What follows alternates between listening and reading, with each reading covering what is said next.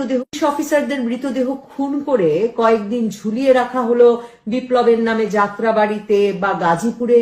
আমি তাদের নাম জানতে চাই কজন পুলিশ মরলেন ওই বিপ্লবে। জানতে চাই থানায় আগুন দেওয়ার পর যে গর্ভবতী মা কাতরাতে কাতরাতে বেরিয়ে এসে বললেন তিনি গর্ভবতী, সেই মা কি আর কোনো সন্তান বাড়িতে রেখে এসেছিলেন? আমি জানতে চাই পুলিশ বাহিনীর কতজন সদস্য কাজে ফিরেছেন, কতজন ফেরেন নাই। আমি আসলে হিসাব চাই।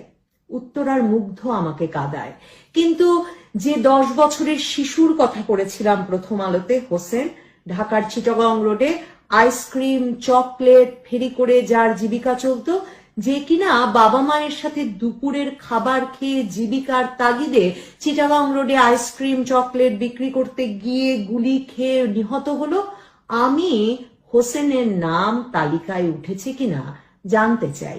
আমি জানতে চাই এসব লাশের উপর দিয়ে সচিবালয়ে তম্বি করে বেড়ানোর ক্ষমতা বুঝে নেওয়া ছাত্ররা এই মানুষগুলোর তালিকা করতে দেরি করছে কেন?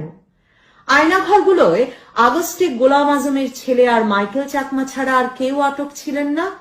মায়ের ডাক নামের গুম হওয়া নিখোঁজ হওয়া ব্যক্তিদের পরিবারের সদস্যরা যে সংগঠন চালাতেন, তারা কাউকে খুঁজে পেলেন না। আর শেখ হাসিনার পতনের পরেও এসবের জবাবদিহিতা হবে না।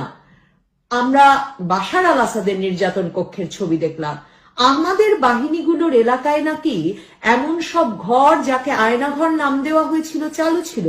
ছবি কই, ভিডিও কই?